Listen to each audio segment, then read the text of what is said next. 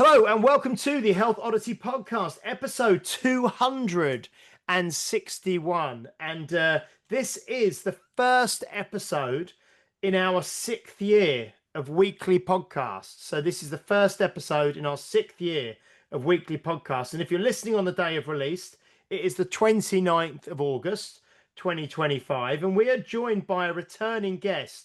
And I have to say, when this guest was on last time, he was on, the guest is, we'll just quickly say hello to him now, Mr. David Amerland. How are you doing, David? I'm really, really good, and I'm really looking forward to this conversation. Last time was brilliant. Excellent. And it's great. And I was just going to say, last time you were on it wasn't that long ago, but it was episode 243. That was back in April. So it's about 5 months ago. And the podcast was called Built to Last. And that is the name of David's most recent book. So, and we talked all about the importance of making a personal, visceral, mental, emotional connection to exercise and movement. And we're going to talk about some stuff related to that today, but obviously slightly different as well.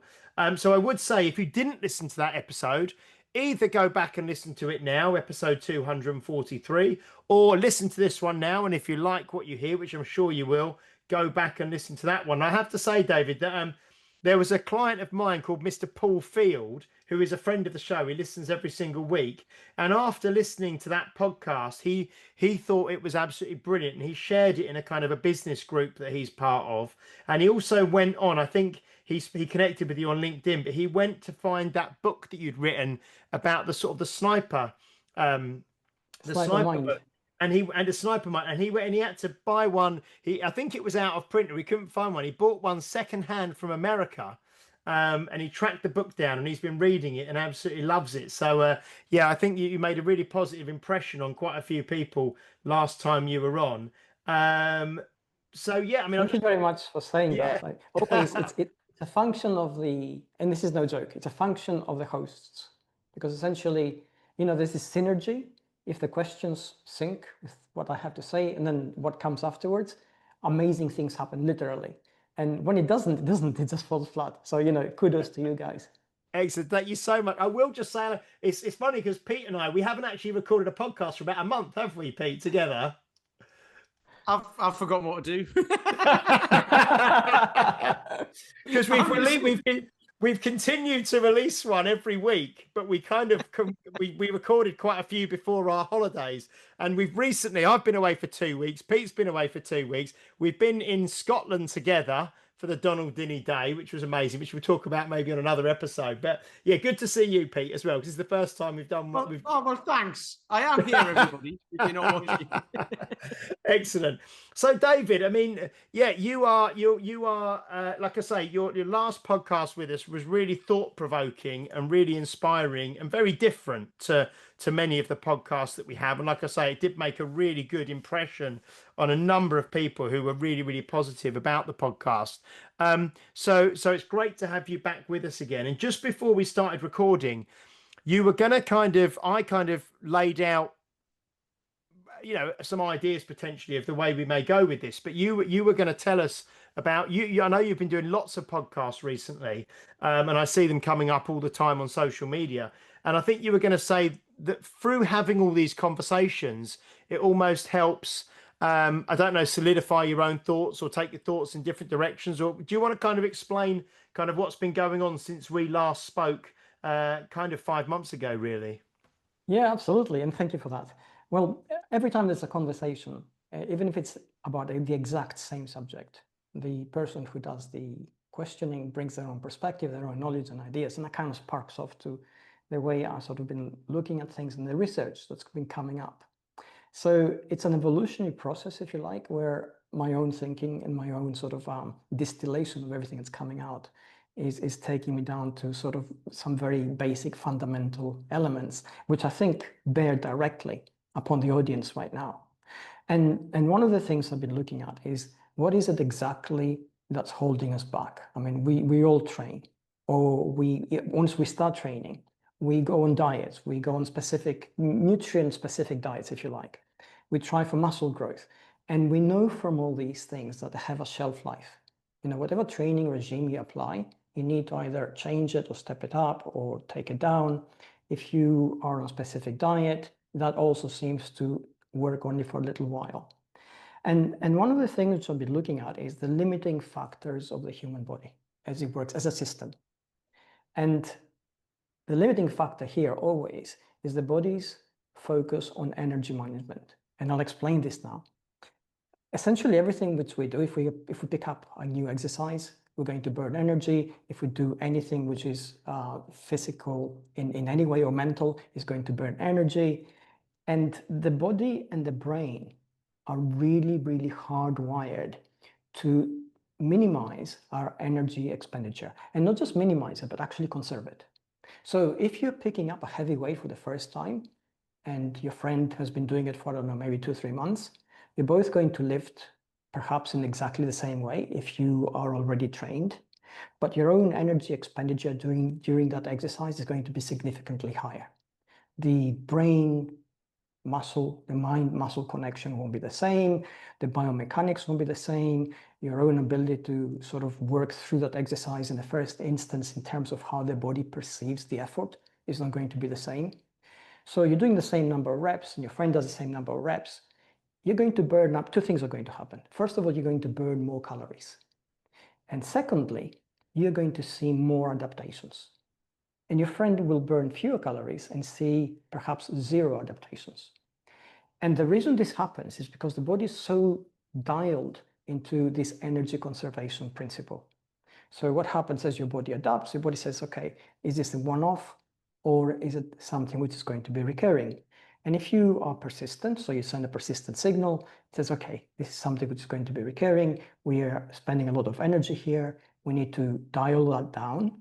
So then it allocates resources. You get stronger neurons, so your mind-muscle connection becomes better and you become stronger. You improve your technique, so the biomechanics change, so technique becomes more efficient and your muscles get stronger. But the moment you hit that adaptation, your energetic load has lessened significantly. So now you're not burning as many calories. You're not challenging your body as much. You're not reaching any kind of improvements. You're actually plateauing. And as you plateau, if you stay at that for a while, the body actually begins to dial it down. You begin to become weaker because it says, you know, what are we doing here? Why are we spending so much energy on this without really needing to? So what you need to do every time is mix it up. So you change the pace, you change the volume, you change the frequency, you change the number of reps, you change the weight. And all this comes down to that fundamental aspect of how the body actually manages energy. And the moment we understand that, it begins to make sense in everything. It begins to make sense on why a diet won't work for very long, on why our training has to be, if we're looking for performance, it has to be sports specific. So we need to basically break it down into all the different elements that go into that specific aspect of our sport, whatever that is. It could be lifting weights, it could be sprinting, it could be playing tennis, it could be playing badminton, whatever it is. So then we train for those specifics in order to get the adaptations we need that will lead to the optimization that makes us really, really good at it in terms of performance. So we get elite performers and we put sensors on them and we see two things. First of all, fMRI shows their brain as they go through the complex moves of their sport barely activates. It's like there's no brain activity. And then the second thing we see is that their body does it mechanically. We call it muscle memory, but essentially it's complex synthesis of biomechanics and neural connections, which allow the body to kind of run like in a groove. So then the energetic load becomes lesser. So these are the things which actually, once we realize those things, we begin to sort of focus on why things stick. Why don't we see the adaptations we want to see? Why does something become so difficult that it seems to defeat us?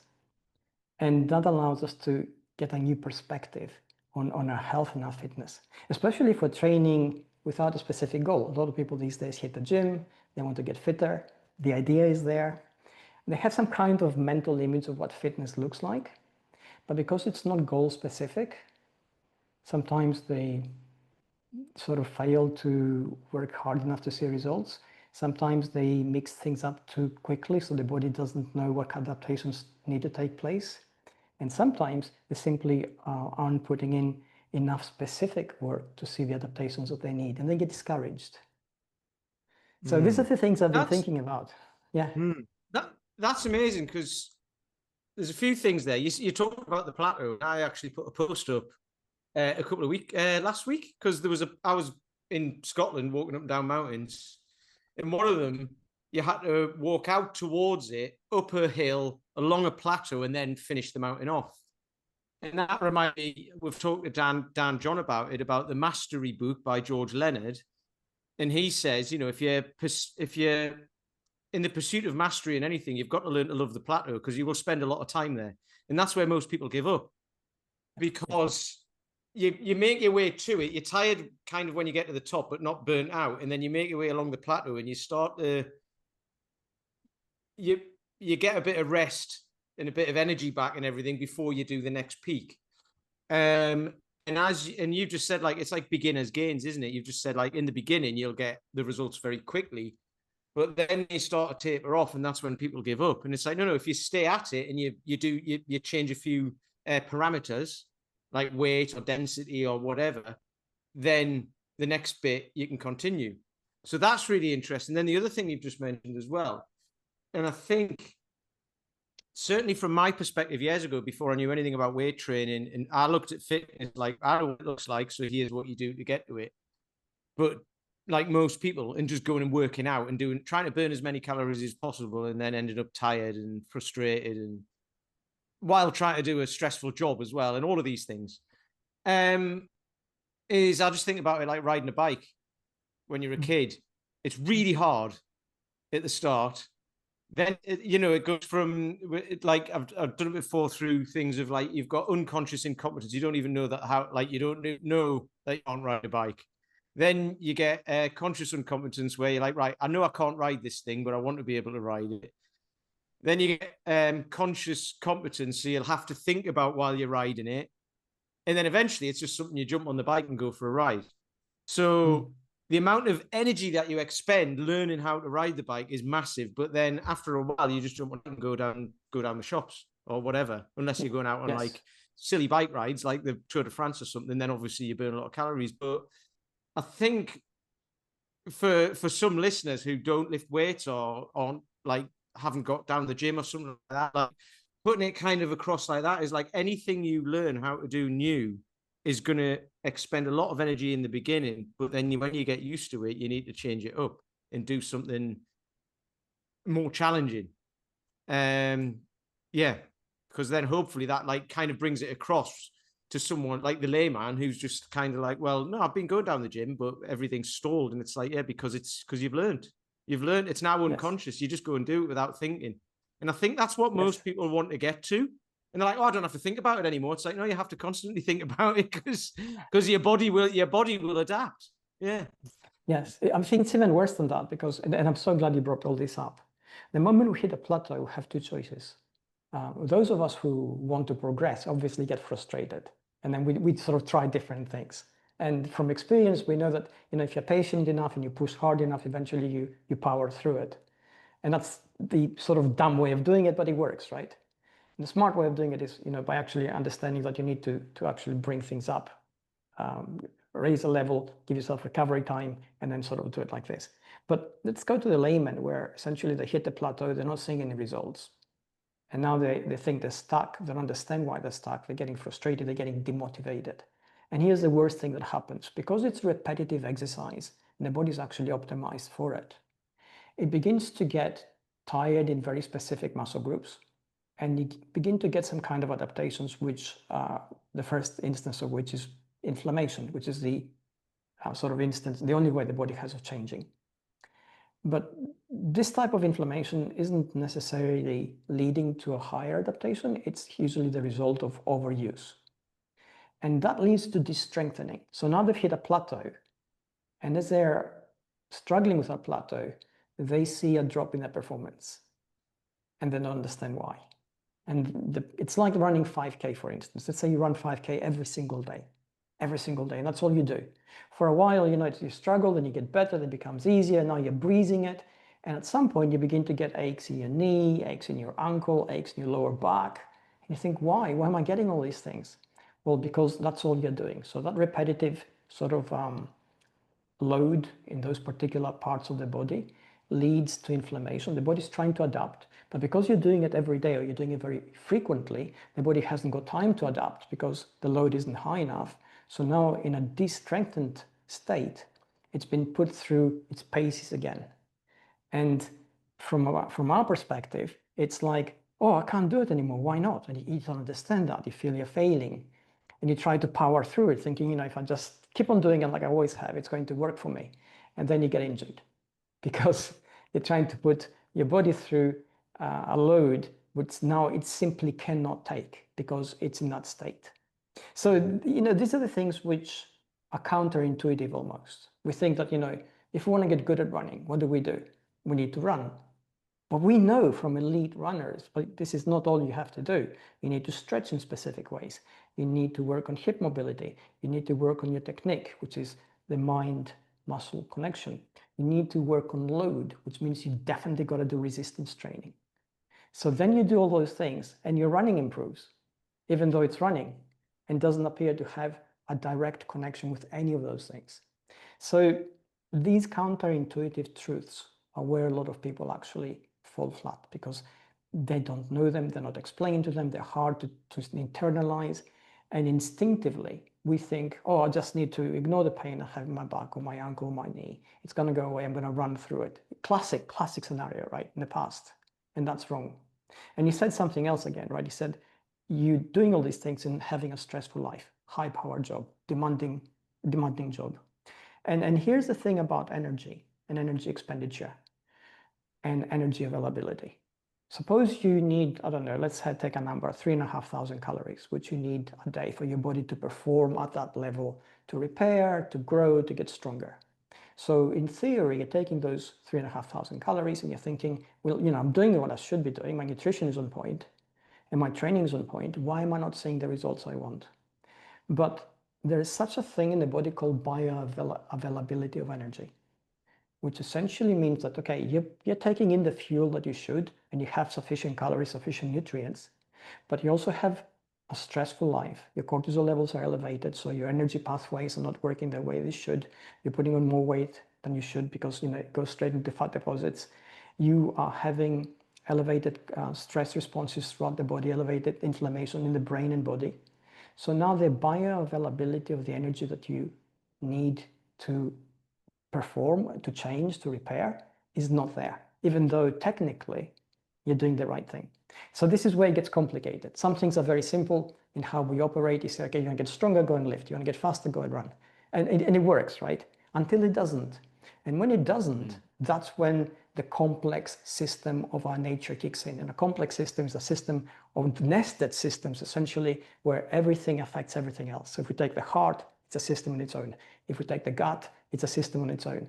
And all those systems now need to work together. So once we get past the initial phases where it's simple, it stops being simple, and now it's up to us to actually become experts on us.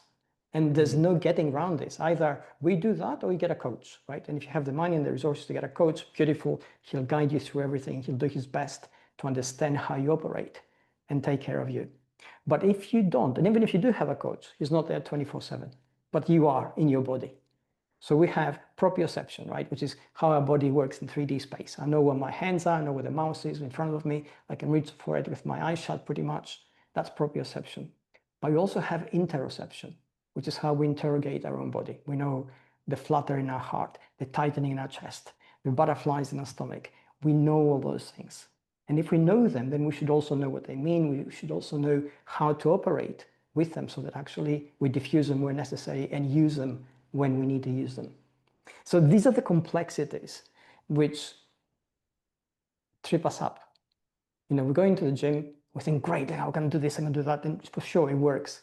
And then when it stops working, we basically stop because we think, I don't know what I'm doing wrong. I don't know, maybe it's me. Maybe I can't do it. Maybe I should be doing something else. And it's none of those things. It's basically understanding ourselves to such a degree that we can navigate that now complex landscape that's unfolding in front of us because we've gone to the next level. Do you think that there was, I think is it Dr. Herman Poncer or who did a lot of studies on like energy conservation and energy within, these kind of hunter-gatherer tribes and that kind of thing. And they've sort of found out that if you were, like people who exercise a lot, they try and exercise a lot, but the body will then kind of down regulate maybe their fidgeting and their normal daily movements, because you actually, even if you're expending more exercise more energy and exercising 1 hour a day, your body somehow kind of recalibrates itself to reserve energy the rest of the time. So like you say, you think it's a complex system, where it's not very, that, and when people in these traditional hunter-gatherer tribes and things will go out hunting, and maybe they have a very, very energetic day one day, once they've actually got the food, the next day they'll just spend sitting around doing nothing really, because they're conserving energy. They're not there trying to do the opposite, I suppose, of what most people in modern civilized society, kind of technologically advanced society, are doing. They're actually trying to reserve energy for survival purposes, rather than store it because we're kind of overfed and all the rest of it. It is fascinating, isn't it? I mean, do you think that, one thing that you did, tying this back to the conversation we had on the first podcast, where you said people go to a gym and they just do a little bit of everything, and they're not really sure what they're trying to do. So the body doesn't really know what kind of adaptations to make. And maybe because obviously you don't want things to be the same all the time, because obviously we're just in a plateau, and then we'll eventually start to go downwards, to decrease our abilities. But if things are so random and chaotic that there's no pattern, rhyme, or reason to what we're doing, then we've got no way of tracking or measuring progress. So do we really need, initially, or not initially, because I suppose getting moving is in its own right is the first thing we need to do, but to have some kind of goal, or to have some kind of framework, or to have some kind of idea of what we're trying to achieve? Because without that, we are just doing random acts of chaos, and there's not really any testing, measuring, or, how does that tie in? Yeah. Okay, that's okay. Thank you so much for bringing this up. And you said a lot of things I'd like to unpack here. And let's start with the initial thing about the hunter-gatherers, because we've got new research on this, right? We looked at the Hamza, and I hope I'm pronouncing this right now, Hamza tribe in Tanzania, which are hunter-gathering tribe. They walk on average every day 19,000 steps. So they're pretty lean because their diet is not rich in fat and sugar, as you'd expect. And they're pretty healthy. And yes, when they don't have to do things, they do nothing, and they conserve energy because that's what we're hardwired to do. But here's the fascinating thing about this. Their metabolism is the same per pound as a sedentary person in the West sitting in front of a laptop. Because they're the same biomechanical unit, driven by the same rules for survival and conservation of energy that person is. They haven't changed despite the setting. So we take them and they're active, and for sure they're burning up energy, and they have adaptations which allow them to conserve that energy. But in the course of their day, they will burn roughly the same amount of calories that a person sitting in front of their laptop will also burn. So you think, okay, if their metabolic rate is the same, their metabolism works the same way, why is one person overweight, and why are they so lean and fit? And the difference here comes in the caloric density of the food they consume. So, they consume food which is not calorifically dense, so they have to consume quite a lot, and there's a variety of food they have to take. And the person sitting from the laptop reaches, for the phone and gets a takeout, and there's 3,000 calories coming in without any effort at all. And that's easy to digest food. And that's the primary difference. So now we get back to what you said about, how do we need a goal when we train? If we move our body, and that's the primary starting point, for sure we're expanding energy. And the moment we expand energy, a whole lot of adaptations will take place in our body and brain, because that's the point. Once we become a little bit good at this, then we definitely need a goal. And that goal has to be personal, leading back to our first podcast. It has to be something which is specific to us. It can't be your coach saying, hey, you know what, I think it's time for you to grow bigger muscles. If you don't want bigger muscles, you don't want that. It means nothing to you. You think, oh yeah, sure, I'll try and do it, but you know, your heart is not in it. And we know now from studies that if you're not mindful in what you're doing the same exercise, somebody who actually is putting in their heart and soul into and their concentration gives us anywhere between 5 and 20% fewer, less sort of response in the body than the person who's actually minding it, which is crazy, right? So if you're into it, if you want bigger biceps, you're lifting the same weight, I'm lifting the same weight as you. I'm thinking, you know, I'm a runner, I don't want to have big biceps. So I'm kind of, you know, going through in a sort of blind road. We finished the workout, we've done the same number of reps, more or less the same quality in our lifting. You're going to see between 5 and 20% better response from your body than I am. And you think, how is that possible? Well, my brain is telling me, okay, I'm doing this, I'm burning energy, but that's all I'm doing. You're thinking to yourself, you know, I really need these big biceps because I have this image of myself, which is definitely required to have them. So that's where the goals come in, and that's where they have to be personal. And obviously, if they're personal, they also allow us to do the thing which is key to our progress, to measure it, to see how do we basically progress, what is it that we need to do, and when we get stuck, what is it that we got stuck on. So if we don't have that personal goal, which has to be personal for everybody, then we're not able to progress, and then we get demotivated. And I mentioned motivation and demotivation a few times now, and of course in the course of my podcasts I've also come to sort of insights of my own on this. And we know from the neuroscientific point of view that motivation is a certain number of neurochemicals in the brain which reach a certain threshold that make you feel bad. And the moment they make you feel bad, you take action and you go to a place where it's good. That's motivation from a neuroscientific point of view, neurochemically speaking. And then we talk about willpower and discipline. And these are just constructs, these are words. And what I say to this is that basically willpower is knowing what to do, having the plan. So if I have the plan, then I'll do it, right? Because that's my willpower. Then I can actually do it. If I don't know what to do each time, if I have to make it up, it's so difficult, especially on a bad day when I'm stressed, when I'm tired, when I'm cold, you know, because the weather's bad outside. Then I have to climb that mountain before I even start training. So if it's there, that's my willpower. Now, what's my discipline? Discipline is a structure put around this, which makes it possible to execute my plan day in, day out. That's my discipline. And I happen to be listening, I don't know if you caught the, I'm not a huge boxing fan because boxing is a brutal sport. At the same time, it's a hugely strategic sport, especially at the high level. I caught the post-fight interview between Usyk Dubois. And Usyk was explaining, he was asked about motivation. And he said something which blew my mind because essentially this is what I've explained in previous podcasts. He said, motivation is nothing. He said, you wake up one day a little bit earlier than before and you don't have the motivation. And I thought that's right because your neurochemistry is different. So what you have, however, he said, is your plan and you have your team and you show up and do the work. And I thought that's it. That's the plan and that's the structure. So from his perspective, he's absolutely right. Sure, he's highly motivated because, you know, a number of reasons. But at the same time, there are days when he wakes up and there's zero motivation to do anything. But he knows what he has to do that day. He knows what he has to execute. And because he knows that, and there's all these people around him, his team, whose job is to make sure he actually does it. And I thought that's brilliant. That's exactly right.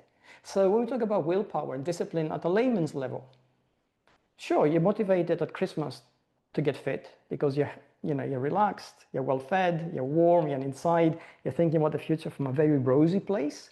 And then come January, the weather's really bad. Life begins to get hard because, you know, we have to rush everywhere and stress begins to accumulate. And then our motivation goes. But if we have actually a plan, what to do each day or what to do on specific days of the week, and we have made it easy by getting access to what we need, you know, if the gym, we need to get our stuff together, we need to sort of calculate the time and make it easy to get there. And then also we have a structure around that. Maybe we'll go with a friend. Maybe it's a social element attached to this. Maybe it's a hard commitment we made to a personal trainer. Any of those things is structure. So if we have the plan and the structure in place, well, there's your willpower, there's your discipline. It's difficult to break that because then you're failing yourself at a very indisputable level. So all those things you said. Yeah, we had Mark Rifkind on, and one of the things he said, that one of his sayings was, is it motivation is for amateurs, discipline is for professionals? Like, and he sort of said, it's not. And he said, when you wake up in the morning, the way don't ask yourself if you feel like training today. He goes, when you wake up in the morning, you mustn't say, do I feel like training today? It's irrelevant if you feel like training. You have to get up. It's like you say, you get up and you follow the plan. You get up and you do. But this all this stuff is very. It's easy to say. And it's not, but I know that even for myself, and I know that for yourself, David, as well, because you're a human being, and so's Pete. We all must have days where even though you've got a plan, even though you've got a goal, even though there's a structure in place, and even though you know what you need to do, there's some days that it's harder than others to do, isn't it? Absolutely. Yeah, absolutely. And this is hard now. This is where the emotional connection has to come in. Now, I don't know if you caught any of the interviews given by, and my brain's gone blank now, that guy who does those ultra marathons, Navy SEAL. Oh, Goggins, is it David Goggins? Yes, thank you, David Goggins. Yeah, thank you. yeah. Okay. And he's very transparent about his own motivation. He absolutely hates the way he was before he did all this. He really does, viscerally. So to him, it's anathema to return to that. And he says, do I get up and want to run? No. My knees hurt and my back hurts and I'm cursing. And he's talking about ultra marathons. He goes, 75 miles in, however, it kicks in. And he's been running for 75 miles now. And I have all the answers, right? And you think, yeah, good for you. That's exactly that kind of emotional connection. Now, I don't have a very strong visceral connection because I like the way I look. I'm coasting a lot on my past fitness, as most of us do. And I'm thinking, okay, there are days, you're right, when I don't want to train. And what I do then, I pull a trick on myself. I think of myself as a warrior. And you think, okay, whatever kind of warrior. I mean, sometimes I'm Batman, but sometimes I'm not, right? I'm a gladiator. So you think, okay, what do those people do? And the moment you do that, this is what happens. It takes you out of your head. You stop feeling weak and tired. It's there, but it's in the background. And in your mind, those people are remorseless, right? They just put in their work like machines. And you think, okay, and you get going. And once you get going in the groove, well, you're in the groove, right? And then you start doing it. So that's one of the things that I do. And the other thing is I have a backup plan. So if, for example, there are days when for whatever reason, my plan is not going to work, I'm just too tired to physically do it, especially when I have heavy bug work and I've done other things and the day's stressful and I'm not going to be able to do this. And I say, okay, I'm not going to do heavy bug work today, but I'm going to get on a treadmill. I'm going to put on a Netflix movie and I'm going to walk for 2 hours. So that's there. So I'll still do something. And usually what happens, I walk for 2 hours and I'm exhausted by it by the end of it. By then, of course, I feel like doing heavy bug work, but it's not feasible anymore. So, I've been training till midnight. So I go to bed and the next day I feel very different about it. So it's having this awareness that we are all going to fail at some point. It doesn't matter how smart we are. It doesn't matter how clever our plan and our discipline, unless we have, like Usyk, this is the plan, here's the team, here's the coach, here's the psychologist, here's the chef, all those things which basically are layers of subtle pressure to keep you in what you're doing, to keep you focused. Unless you have all those things in place, it's just you and your thoughts, okay? So at some point, yeah, they become so overwhelming and you think, oh, I'm tired, it's just late and I've got so many things to do. And sometimes you just dishearten, the smallest thing about the outside world, the external world can really take the wind out of our sails. And then nothing seems worth fighting for. Everything seems, to be without purpose and without meaning, and that kind of destroys us. Okay, so when we have those days, we should think, okay, first of all, it's natural. It's going to happen. As you said, we're human and we're alone most of the time. So then second, you think, okay, what's my fallback plan? And for me, I put on a movie, I catch up on my viewing, I'll walk for 2 hours. In 2 hours, I do between 12 and 15,000 steps, depending on my walking speed. So it's about 12K. And that's a good win. Or if I have energy in the tank, I take myself elsewhere. I become somebody else. So the problems I face in that particular moment suddenly seem to recede. And in my mind, I'm this. And I can put on some music on my speaker or on my headphones, which will really get me fired up. And that's it. I'm off to the races. These are mental tricks which I developed for myself because I don't have the pressure of competing anymore, which used to keep me on the grind. It's not there. So if I say, oh, I can take a week off, there's nobody to say you shouldn't. I know I shouldn't, so I never do. But it's there, right? Yeah. It's kind of, I mean, I don't know if it is or it isn't, but it's a bit like the DILTS model, isn't it? Kind of, who do you want to be? You describe who you want to be, and then you describe what like not you now, but who you're going to be in the future, and what that person does every day, and then you just start doing that. And it sounds simple, obviously, it's not as simple as that. But I kind of do that. I've adapted it a bit, but that's what I do, and it sounds similar to what you said. So, like, I mean, you've said lots there. What you were talking about motivation in the beginning, I think of like when you go shopping in a supermarket. If you go to a supermarket and you haven't got a list and you don't know what you're going to have for dinner and you're hungry, you're going to buy loads and you're going to eat it all. Whereas if you take a list, you know what you're going to have for dinner, you don't want to have for breakfast tomorrow and all that, you'll go down with your list, you'll buy the stuff and get out, and it'll take you 10 minutes, as opposed to an hour walking around buying and coming back with a tube of Pringles and some donuts or something. So that's the kind of, it's having the recipe for success, isn't it, I suppose? Yes. It's a great example you said, because sorry? I was going to say, it's a great example you just given. Absolutely brilliant, because if you have a list, you have a specific image of what you're going to do in mind already, and you're focused on that. And if you don't, your attention will go to whatever, and the emotional response will be sort of visceral. So if you see donuts, you think, oh, I mind eating some donuts. You're going to buy a couple. If you see something sweet or a bottle of wine, all those things which you shouldn't be buying, you'll buy them. So yeah, that's a brilliant example. You're right as well, because I don't even notice those things in the supermarket. I just don't notice them because I'm not looking for them. I'm looking for I'll go specifically what I want and I get out of there. But the other thing as well, because so James was saying, like, we're away. We met each other in Scotland, but I was on a holiday in Scotland, so I was walking up and down mountains, and we did 3 days in a row because we were in Aviemore and there's lots of mountains around there. And I was like, while we're here, I want to use that time, because when we leave, we're not going to be around these mountains and I want to walk up and down them. But I was also trying to train in between as well, because I was just keeping it going. But I had to pare back the training to do the walking, because I was walking for like 6 hours. So I did what I could. And then at the end of it, I just stopped, because I was like, well, I've got to walk. That's my motivation at the moment. That's my goal. But that was for 4 days. And then when we come back, we'll have the weekend, and then I'm back into training again. So it's kind of just looking at it and saying, right, well, what's my focus right now? What's important to me in the short term? And does that stop doing what I'm going to do in the long term? No, it's just a little thing along the way, because this is my focus. And then with the post that you put out earlier, and I love that, because we talk about that on this all the time, about living till you're 100.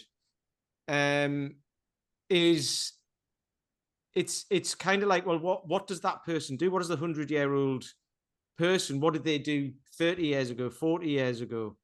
And that's, I mean, I think about that all the time now.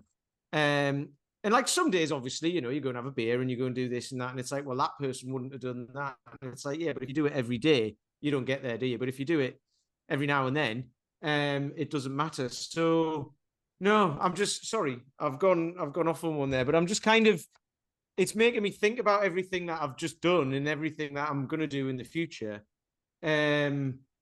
Because that is, like I say, it reminded me of the DILTS model. And like, because you just mentioned, like, today I'm going to be Batman. And it's like, what would Batman do? And he'd get up and he wouldn't stay in bed, watch the telly or anything like that. He'd go out and do something, wouldn't he? So yeah, it's really exactly. Really cool. He's highly motivated. Yes, absolutely. Yeah. And you're right. You see that those two studies I put out a link to today essentially looked at people who lived at up to 100 years old.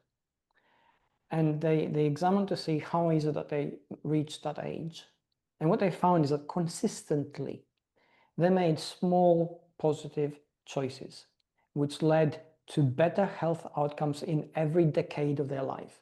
And the result of that is that as they aged from 20 to 30 to 40 to 50 to reach to 100, they experienced either very few or zero significant health problems. They didn't have high blood pressure, didn't have diabetes or pro-diabetes, they didn't have any sort of heart issues, no mini strokes, any of those things. And the difference between those who reached 85, because there are also some people in that group, and those who reached 100, that's a 15-year difference, is that those people who reached 85 actually experienced some of those things. And those people who did not reach 85 experienced a lot more of those things. And it's not just I experienced it and overcame it. I think what happens every time our system experiences something which is potentially life-threatening, stroke, heart disease, high blood pressure, any of those things.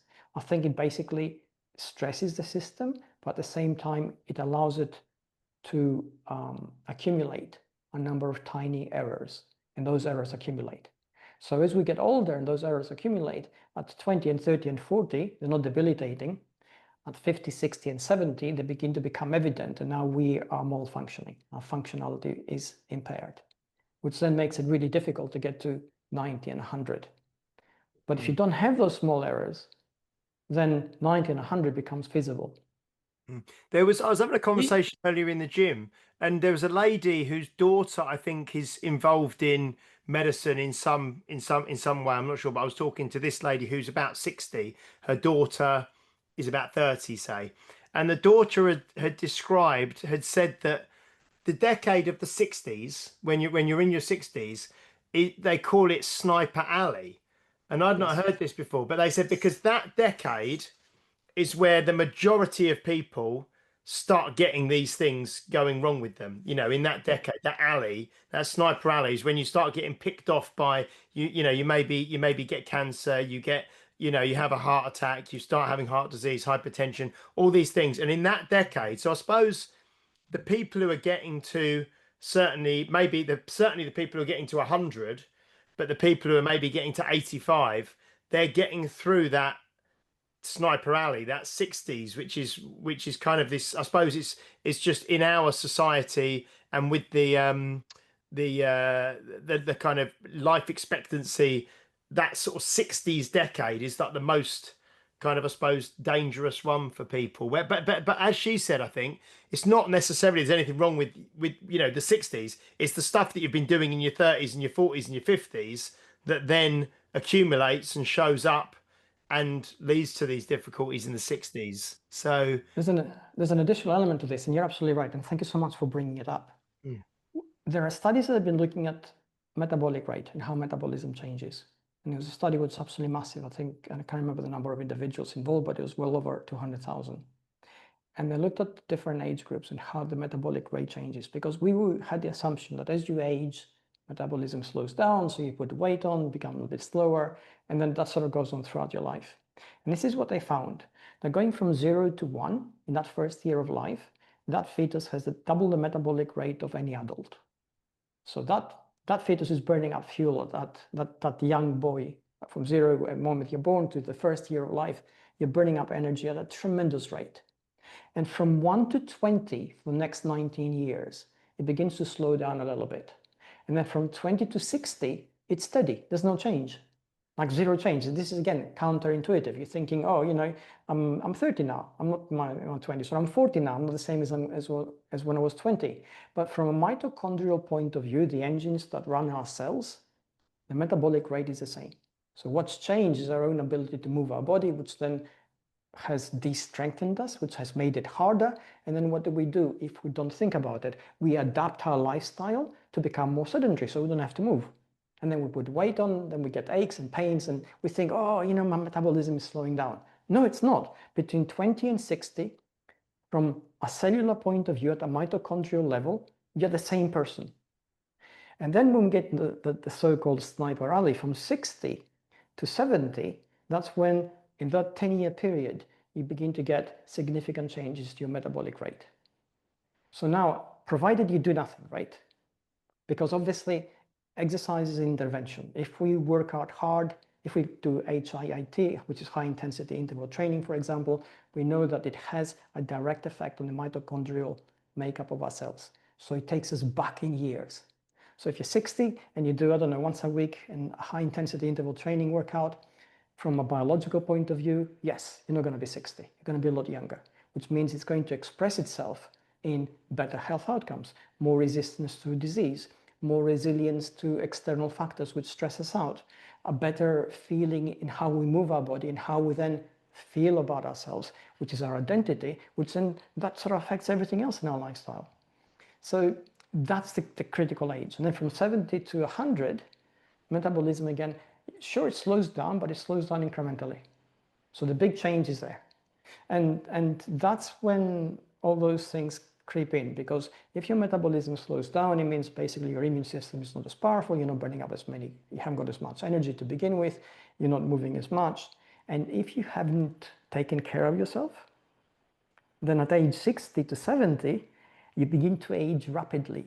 And what's more, you begin to feel it. And this is a feedback loop, right? We're going to a spiral. Where you feel old, you act old. You act old, you begin to age faster. And, you know, sort of, it takes a downward turn. Well, I think this will be really interesting in 50 years' time or something, because people who are getting to 100 now, born in 1925, right? So by the time you get to the 70s and 80s, they're 60, and then into the 90s, they're 70. And before all that, all of that wasn't there, and people ate, like, I mean, they lived through the war and stuff, but they ate single ingredient food and made their meals and all of that sort of stuff. And then it's only in the last 30 or 40 years, isn't it, when it's like hyper processed food and delivery and all of that sort of stuff. So how many people live to 100 now, and how many people will live to 100 in the future?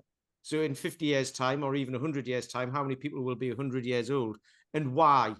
And will it be because of medical intervention and because kept alive? Because we talked about this with Dr. Nancy Allen, didn't we, about lifespan and health span and all, like, things like that. So you can be healthy up until you're 60, and then you can live till you're 100 unhealthily, or you could be healthy until you're 90 and drop dead, which is better, you know. So I just find that interesting, because it's obviously everything's changed in the last 40 years, or there's a lot of things have changed, and there's a lot of things coming back about, you know, fat's not bad for you, you know, all of this sort of stuff. Like, you know, people are like, go low carb, go high carb, give this up, give that up, and it's there's so many different diets and everything, and it's like it's a bit more simple than that, isn't it? It's just you know, prioritize protein.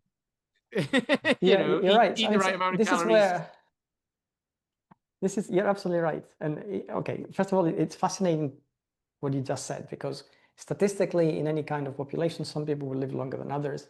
As populations increase, we're going to get that statistical number also increasing in terms of real numbers, even though the statistical number remains the same. Sorry, but we are also becoming more aware of what we need to do. And one of the classic things, you know, if you look at actors in the 70s and 80s, 70s primarily, if you look at James Bond film actors, and they had, you know, from our perspective, pretty much, you know, they were wealthy, they had kind of access to pretty much anything. They look old, you know, they're in their 40s, and they look like they're 50 or 60.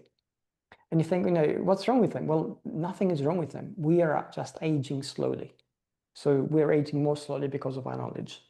And you said, you know, things are simple until they're not. You know, should you eat carbs? Should you eat fat? Should you go keto? You know, should you whatever? Okay, it comes down always to that energy conservation system. If you're stressing a system out, you know, if you're going from diet to diet, then you're basically creating problems for yourself, because you're creating constant stress for no reason. And if we think of an ideal scenario where a person is born on day one and lives 150 years later, right? And they die at age 150, no significant health problems. And I mentioned 150 because, you know, modern science thinks, you know, that's the upper limit of our age group, right? That ideal person, this is what they've experienced. They've never really experienced any significant stress factors that have taken their internal balance off kilter. Sure, they had up and downs. You know, you get stressed, you distress, right? You like, you know, you lift weights, you exercise, then you go home and take a deep breath and, you know, have a glass of water, and you feel so much better. So this kind of situation is fine. So basically, you're creating that kind of baseline. If we manage to have the baseline always, then it doesn't matter what we do, we will have the same positive health outcome.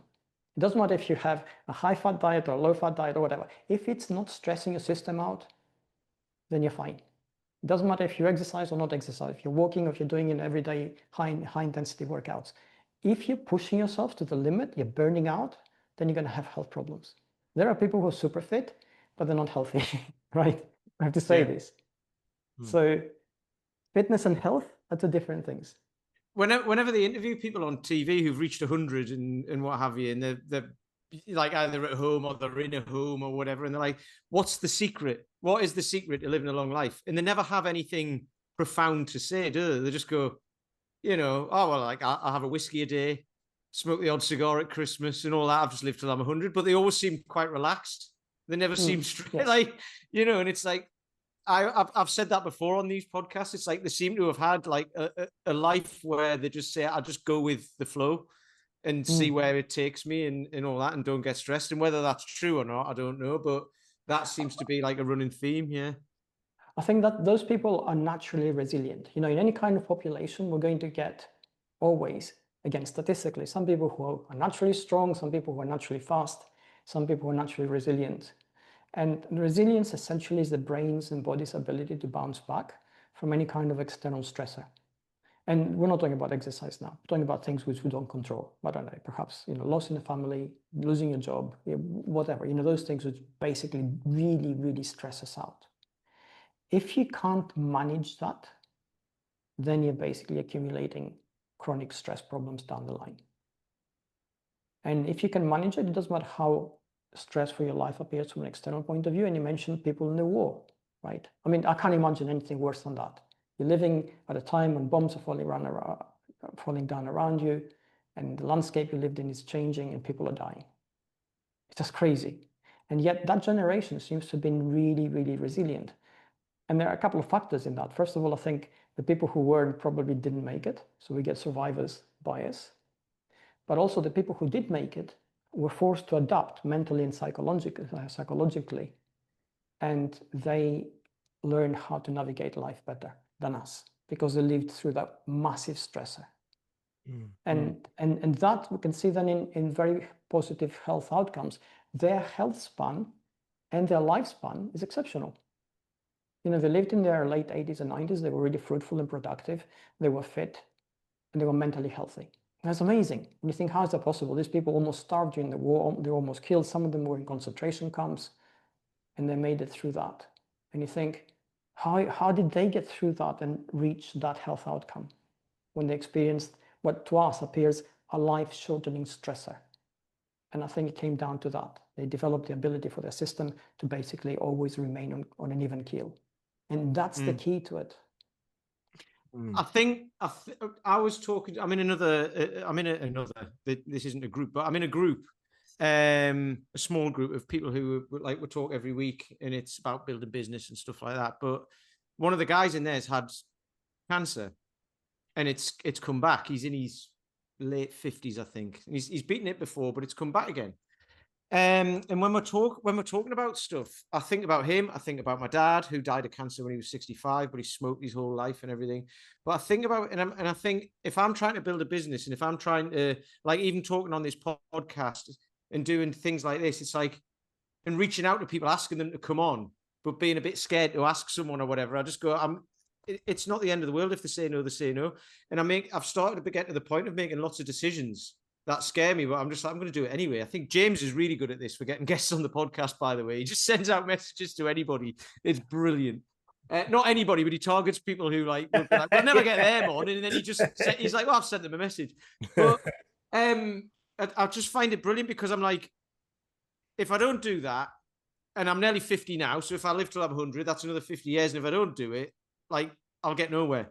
So get over the fear of it and just do it, because if I get cancer and die next week, it doesn't matter, and it's been an amazing mind shift for me that, and this is where all of the stuff you've been talking about, the motivation, the willpower, having a list of things to do, it all just becomes much easier because you get an idea of where you're going. And then you're like, right, I'm not going to stop until I get somewhere close, which I never will, because the bar will keep raising, or the goal will keep moving forwards the further and further you get. And after skimming through your book before the Built to Last, before the first podcast, and then watching you on podcasts and actually having speaking to you, that's kind of been what you've been doing all the way through anyway. Just like, I'm going to do what I want to do and then see where it takes me and then do the next thing. So that's why, like, you shared something the other day, David, and it was it's you talking technology on with a bunch of people on a round table and all that. That's right. But, Yeah. you know lots Yeah. of things about lots of things because you've just said I'm going to go and do it, and I love it. It's brilliant. It's you're right. It's scary. This is what I realized, and I realized that relatively young, 35. All the stress we feel, everything. Sure, there are things that come at us from outside, but it's from the inside. It's your fear of failing or appearing to fail, your fear of losing status, your fear of people are going to think you're dumb, or people are going to think you're crazy, or whatever it is, right? It's in your head. And then you got to say, okay, what's important to me? And I mentioned 35 because my dad died near that time, and I had to rethink a lot of things. And for me, it was like, okay, he died relatively young. He was 64. And I thought, okay, what is it so important to me? I left a high-powered job I had, and I sort of launched into things which I didn't know a lot about, and I had to learn fast. But it was exciting, and I thought, that makes me feel good. And if something makes me feel good, it doesn't matter how far I will go for it, because it's a bit like an adventure. It's like a walk, right? You can see, oh, there's a beautiful scenery at the end of that mountain or behind that mountain. Sure, knowing about that, but if you don't experience it, if you don't even try to get there, what's the point of knowing about it? So I sort of apply that principle to pretty much anything I do. And yeah, I always feel uncertain, I always feel scared. I'm about to change my writing style and do something different. And I thought, oh, this is stupid. People are used to me doing this. And I thought, so I know my reasons for doing it. It makes sense to me.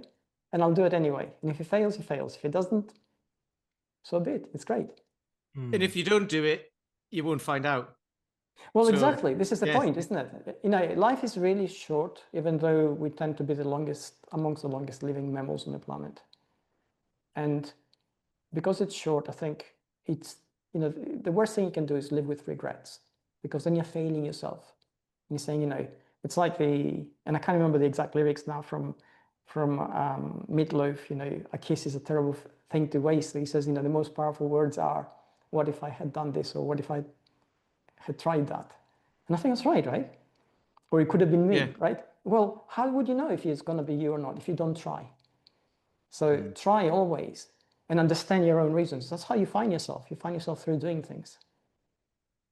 Yeah, this is brilliant. Yeah, that is great, David. That really, and it's interesting. You said it's so true, isn't it? That, like you say, people use the word. We've spoken about this on the podcast before, where the word stress is used so much now.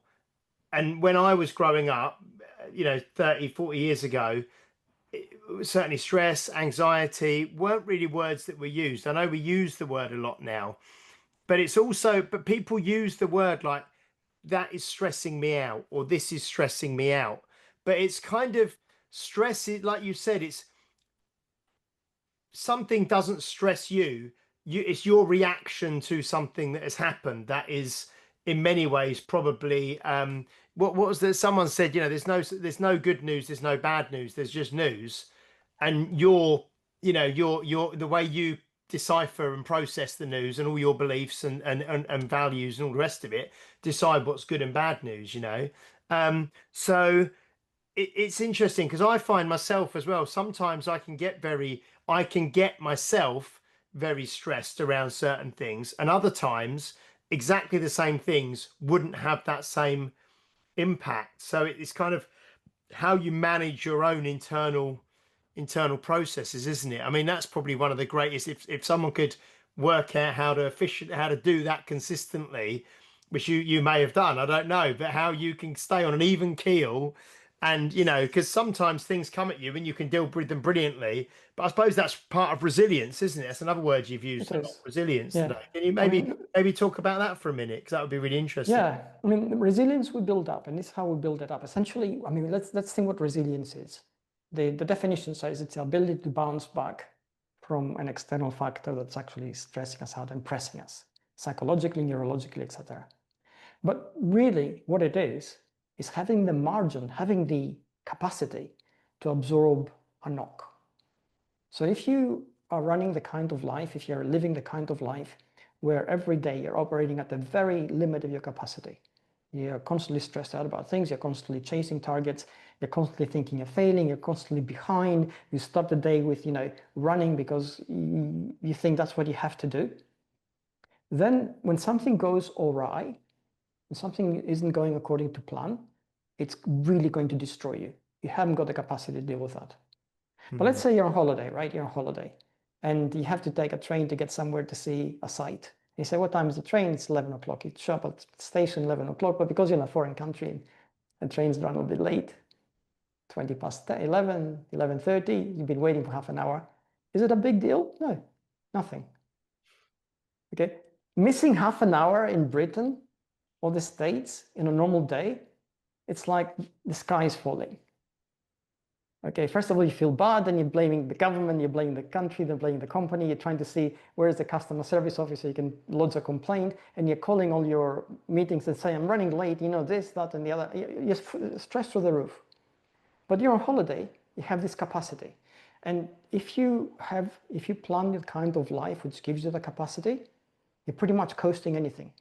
So if you're saying, okay, and this is how do you do it practically? Because we're talking about theory, but this is how I do it. I pretty much plan my morning in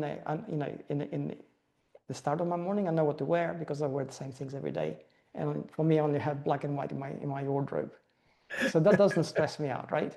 So then I know that I'm going to train within a certain time in the morning. And if I don't do that, I have a backup plan. So that doesn't stress me out. I'm going to start the day with a coffee and catching up with the news, and I'm going to talk to my wife. So it's an even keel. I'm not going to chase emails. I'm not going to check, even though I could. There are emails coming in, I need to answer them. And I'm going to deal with them after 12. Because after 12, that's, I'll sit down, I'll answer emails. And that's my method of dealing with everything. So when something happens now, the day goes wrong, okay, I'm going to catch up with everything. It's not going to kill me. First of all, I've already started in a calm way. And secondly, okay, I'm going to chase up things now, but I know I'm going to go back home, I control my environment, it's going to be fine. So that's how I build my own resilience. So that's the margin we build up. But there are other things within that. It's like, okay, how do you deal with immediate stress? So something happens. And sure enough, there's an emotional response. Perhaps somebody's yelling at you, perhaps your boss is telling you, perhaps you will be fired. All those things which, stress us out immediately. And you can't help it. There's a visceral connection to that, an emotional response. Your heart rate goes up, cortisol levels go up, your stress levels go through the roof, your brain begins to shut down, and you can't think about anything. Panic sets in. And this is the body feeling a threat and preparing for action. Now, the thing is that in a normal 3,000-year-old environment, we'll be taking that action, right? So we're gearing up for action, all those things are happening, and now they're basically going to be activated, and they're going to get used up, all those chemicals, and then because we're going to run, or we're going to fight, or we're going to do something active, and then we return back to that homeostatic baseline we were talking about earlier. It doesn't happen now. So what do? Well, if you take a really deep breath and hold it, and you take another tiny little breath as you're holding that, so now you're full and then slowly exhale, you're doing the same thing. You're using the connection of the vagus nerve with your stomach and your brain to activate the parasympathetic nervous system, which brings down that emotional response. The brain brings down your cortisol levels and your all the neurochemicals which have activated you. And now you begin to think clearly. And we know from studies that if you panic, if you feel a threat, this is what happens. Your body gears up for action. And the first thing it does is it shuts down all the high analytical centers of the brain because they're energy intensive. So you can't really analyze the problem in front of you, even though now it's cerebral what you have to do. And you can't see a solution. And because you can't see a solution, you feel the walls closing in, panic sets in, everything becomes worse. But if you take a deep breath and you decompress, then the brain begins to kick in. Looking at the same landscape, you can navigate it differently. You'll make a different response, you'll reach different decisions, you can have different outcomes. And if you do that consistently, at the end of the day, all we need is good decisions every day. On average, we take 1,600 decisions a day. So if we're to take, 85% of those are really brilliant. They're good, and they accumulate day after day. I think you're going to end up having an amazing life. Mm. So that's the Really, goal on a practical level. that's so interesting. And I think that you used the word a couple of times there, control, and that really kind of resonated with me. But I think that having the ability or margin to absorb a knock, but the way you mentioned, the way you explained your morning, and I think that's the thing. You're very in control of your morning, and it's very intentional, you know. And I think that sometimes when things become stressful, or you allow things to become stressful, it's when you don't feel in control of your life almost, you know, and then things pile on one thing after another, and like you say, you're then operating at max capacity, and you don't have any more room for any more stuff. So I love, yeah, that, I mean, you sitting in that lovely crisp room there describing your morning and the coffee, and it just sounds like I think that's a I think perfect. my heart rate's just dropped. Yes, like I feel really. But it's Thank amazing, you. like you say, because I just went from a very 2 weeks on holiday with my family, zero stress, really lovely, and then you come back to, and I did a video the other day for my members about, because lots of people, it's similar to me, that's why I did the video, I was speaking to other people, then trying to get back into a routine of, you know, everyday life. It's that kind of culture shock again, almost, even just 2 weeks out of it, coming back to it can be really jarring for people. So but I think although the things that you kind of highlighted there, the importance of routine and control and being intentional, and I suppose also controlling your inputs, aren't you? Like you said, I'm controlling what is taking my attention and what I'm allowing into my brain. I'm not opening emails, I'm not going through social media, I'm not, you know, you're controlling what your focus is and what you allow in, which is really powerful, I think. Yeah. I'm glad you mentioned control, because this is another fundamental aspect of who we are. In order for the body to survive, and the brain and body are two sort of enmeshed, integrated systems, the brain tries to do the impossible, right? It tries to predict the next moment. And it does it through a variety of factors who have large, massively large brains, really complex, because they process all the information, trying to predict what's going to come next. And the idea is that if you know what's coming next, then you're prepared for it. You can navigate your way through it safely. And that's what the body is designed to do. All that is trying to control the world, which is impossible. But we try in every possible way. And I'll give you a couple of examples, and I'll bring it back to what you said and show the practicalities of it. Let's take somebody who's absolutely constantly pleasant to everybody. And he's in what we would call a people pleaser sometimes within psychological circles. And you think, you know, the emotional response to anything is to be nice and polite. And you think, oh, they're nice and polite, and surely they can't have any stress in their life, and have amazing stress inside their head. And that emotional response, where they're nice and polite to everybody, is their way of controlling another person's outcome, because we get into the reciprocal behavior. So if I don't know you, for example, and I think it might be a potential threat, maybe you'll yell at me, maybe you'll beat me up, I don't know. In my head is that, right? I'm going to try and be really nice to you. You're going to feel socially obliged to be nice back to me. I've controlled the situation now. I've significantly lessened the possibility that we might have an altercation. So constantly we have these thoughts in our head, and people sort of always confuse control with controlling.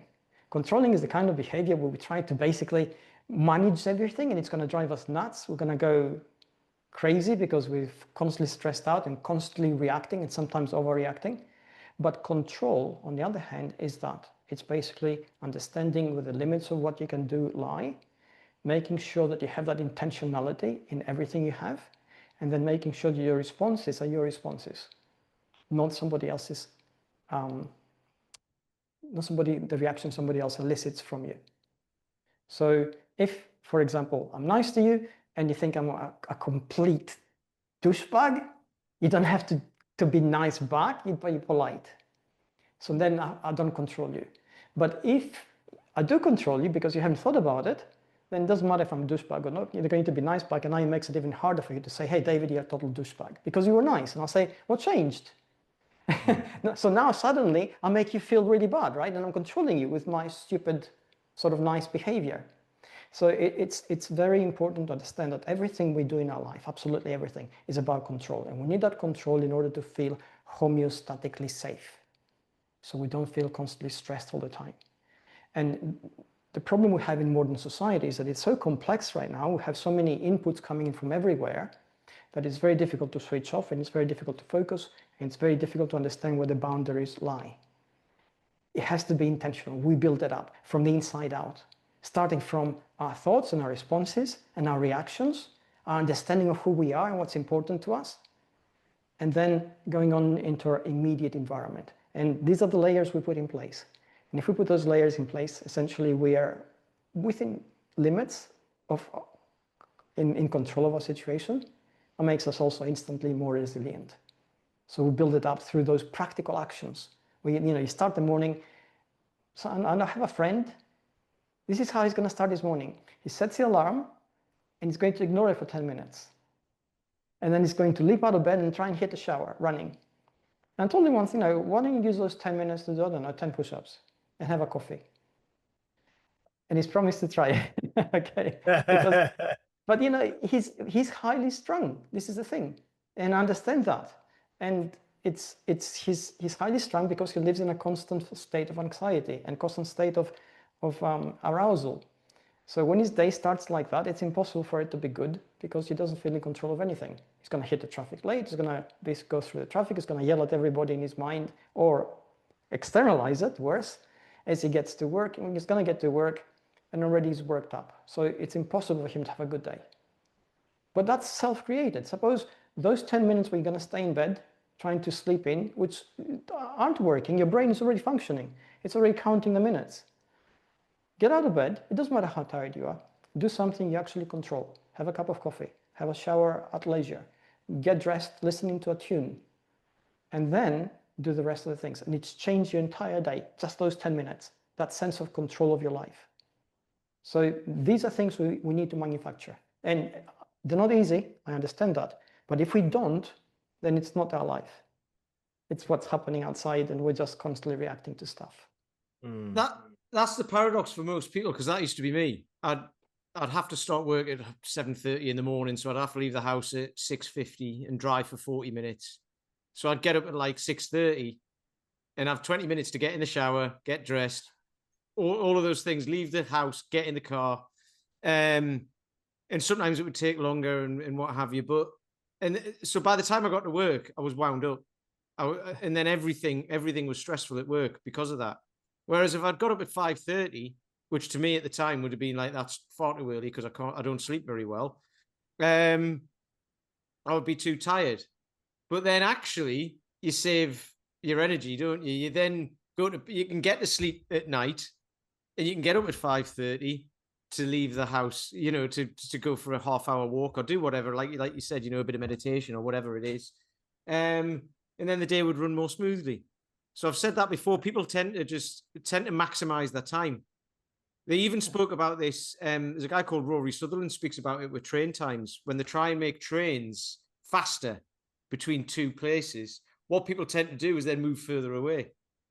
So if they live half an hour from work by the train, but they make the train 20 minutes, they'll move 10 minutes further away. And so all they're doing is maximizing that time that they're stressed, basically, so they can stay in bed for an extra 10 minutes or whatever. And it's just, to me now, that is absolutely crazy. But at the time, because I was sitting behind a desk for long hours during the day, I was like, I want to be here as little as possible.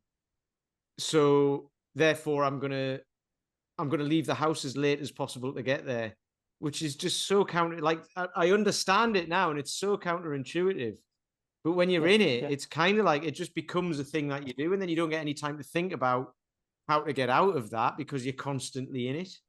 And I really empathize with people who are in that situation, because like you get to the weekend and you're kind of like, drained. There's nothing I can do about it, but I'm not going to think about it over the weekend because it's work, and I'll worry about it on Monday. But then you get out of bed 10 minutes before you got to leave the house, and then you're back in it again. And then all of a sudden you're 10 years older.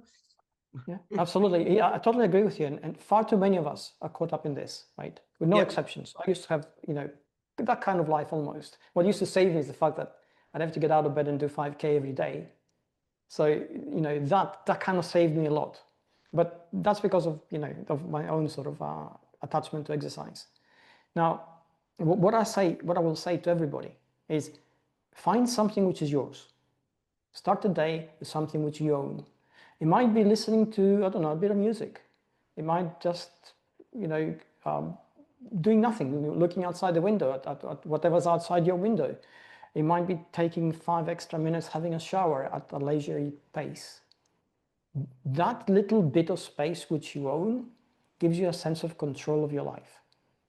And that's physical, right? Which has an emotional aspect, which has a psychological counterpoint. And that's how you actually build up from those small things into the bigger ones. That's how you become the person who's not overreactive. That's how you become the person who's plan-orientated, goal-orientated, and intentional in their life. How do you start? You start with that. Say, you know, I'm going to have 10 minutes in the morning. That's my space. Nothing gets into that. And stick to it. And then when you come out of that space, you're a different person. Totally. I love that. Find something that's yours first thing every morning for 5 minutes. Something that's a real actionable, and it could be, like I say, it could be reading, couldn't it? Or whatever, you know, exercise. Yeah, I love it. Coffee outside in the garden or something. Just it's a totally different start to the day, isn't it? Than jumping out of bed. It can't be catching up on social media because that is not yours, right? Social media is an external input that elicits a reaction. So it is not ours. We don't control that. So it has to be something you control. Yeah. What I like with things like that, and I've done this, I don't do it at the minute, but I might do it again in the future, is books like The War of Art or the Tao Te Ching or the Daily Stoic or whatever, which are like 1-page chapters of just little insights. And then you get up and read them in the morning, and then you're like, right, I'm ready for the rest of the day. And they're just really cool because they're all they're sort of not necessarily self-help books, but they're just kind of like reminders of you know, like especially the War of Art, of how resistance tries to stop you every morning, so you've got to beat it every single day because while you've been asleep, it's been doing push-ups overnight. So you get up in the morning, you read a chapter of that, which takes like 3 minutes, and then you're ready to go. And I love stuff like that. And I'd probably say as well, would you say, David, as well, not watching the news in the morning for the first 5 minutes you wake up, that's similar to the social media, isn't it? I suppose it is. We need to understand that our brain is actually a machine that needs information to function.